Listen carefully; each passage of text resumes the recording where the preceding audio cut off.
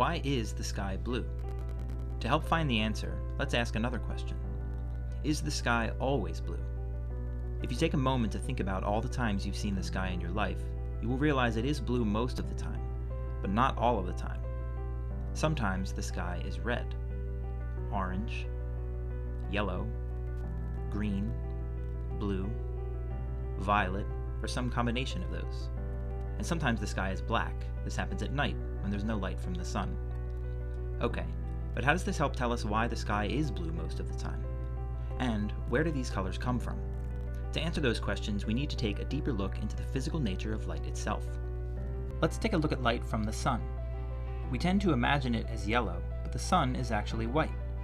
When white light from the sun travels through a specially made crystal called a prism, the light splits into all the colors we see in a typical rainbow.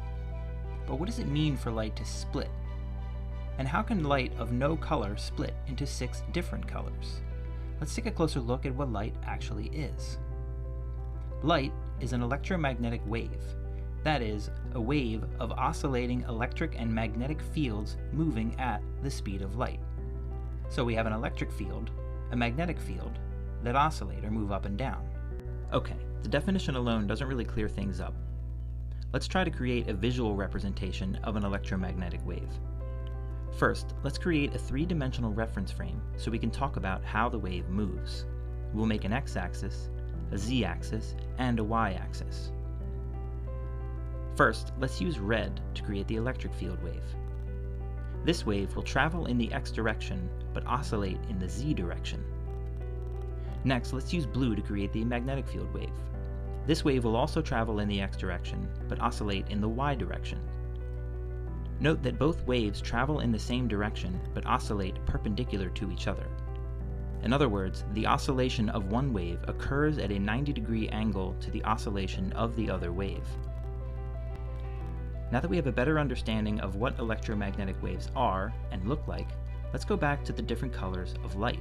If each color is an electromagnetic wave, what is the difference between the red wave, the orange wave, the yellow wave, the green wave, the blue wave, and the purple wave? Let's find out. You'll notice that the oscillations in the red wave appear far apart and spread out, compared with the oscillations in the purple wave, which appear close and bunched together. These differences represent the 2 fundamental characteristics of waves called wavelength and frequency. Wavelength is the distance between any point on a wave to an identical point on the next wave. Frequency is the number of cycles per unit of time. Also, the number of waves produced in a given amount of time. Let's take a look at this generic wave to get a better understanding of wavelength. The distance between the highest point or crest on this first wave and the crest on this second wave is the wavelength. Now, the distance between the lowest point or trough on the first wave and the trough on the second wave is also the wavelength, because the 2 distances are equal. Next, to better understand frequency, let's imagine that the following 2 waves occur over a period of 1 second. The red wave oscillates about 3 times in 1 second, while the purple wave oscillates about 10 times in 1 second. In other words, the red wave has a low frequency compared to the purple wave's high frequency. So electromagnetic waves exist in many different frequencies. This range of frequencies is called the electromagnetic spectrum, which is the entire range of electromagnetic waves, including all frequencies. Visible light, the colors we've been discussing, only represent a small range in this spectrum. Let's take a look at what else is out there. To create our electromagnetic spectrum, let's begin with low frequency waves on the left and increase the frequency as we move to the right. This small section of visible light in the center of the spectrum represents everything we can see with our eyes. All other wave frequencies on the spectrum are not visible to the human eye, but they are electromagnetic waves, which means they are types of light. To the left of visible light, moving down in frequency, you find infrared light, which is used in things like heat lamps and TV remotes. At even lower frequencies are microwaves, which are used in cooking and cell phone signals. And the lowest frequencies of light are radio waves, which are used in things like radio, radar, and Wi-Fi signals. When we move to frequencies above visible light, you find ultraviolet light, which is used in things like sterilization and black lights. At even higher frequencies are X-rays, which are used in medicine and industry.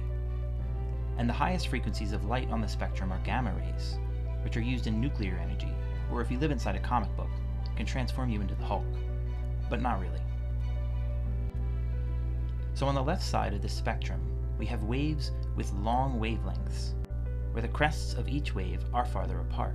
And on the right side, you have short wavelengths, where the crests of each wave are closer together. When the wavelengths are short, the frequencies are high, and when the wavelengths are long, the frequencies are low. Now that we know different colors of light are actually electromagnetic waves of different frequencies, it's time to answer our first question. Why is the sky blue? Let's go back to light from the sun. Remember, the white light from the sun is actually a combination of electromagnetic waves of different frequencies. Before sunlight reaches the Earth's surface, it must travel through the atmosphere, what we call the sky. But the atmosphere is not simply empty space. It is full of gas molecules, dust particles, water vapor, and much more. Let's use these gray dots to represent all the different things filling the atmosphere. When white sunlight reaches the Earth, it must travel through the atmosphere to reach the surface where we can see it. As the light goes through the atmosphere, much of the frequencies make their way to the surface just fine. The blue light electromagnetic waves, however, have a frequency that makes them very good at bouncing off all the gas and dust to become scattered across the sky. This scattering of blue light throughout the Earth's atmosphere repeats and repeats and repeats and repeats. So when we look up from down here on Earth, we see the beautiful blue sky. You might be wondering why I didn't mention purple light waves in this part. This is because there is no single frequency of light that makes the color purple. Rather, purple can only exist as a combination of blue light frequencies and red light frequencies. Sorry, purple. Okay, so now we know why the sky is blue. But why is it blue only most of the time? When is the sky not blue? Here we are taking the perspective of looking up at the sky while the sun is straight overhead. But this perspective will of course be changed by the rotation of the Earth. To better understand this new perspective, let's recreate our atmosphere, along with all the gas molecules, dust particles, water vapors, and everything else that causes blue light to scatter. As the Earth rotates with you on its surface, the sun appears to move across the sky, getting higher in the sky when you rotate towards it, and getting lower in the sky when you rotate away. When the sun appears low in the sky, whether at sunrise or sunset, its light must pass through much more of the atmosphere before it reaches your eyes. As the light travels through more and more atmosphere, more and more blue light is scattered, and you are left with the beautiful reds and yellows of a rising or setting sun.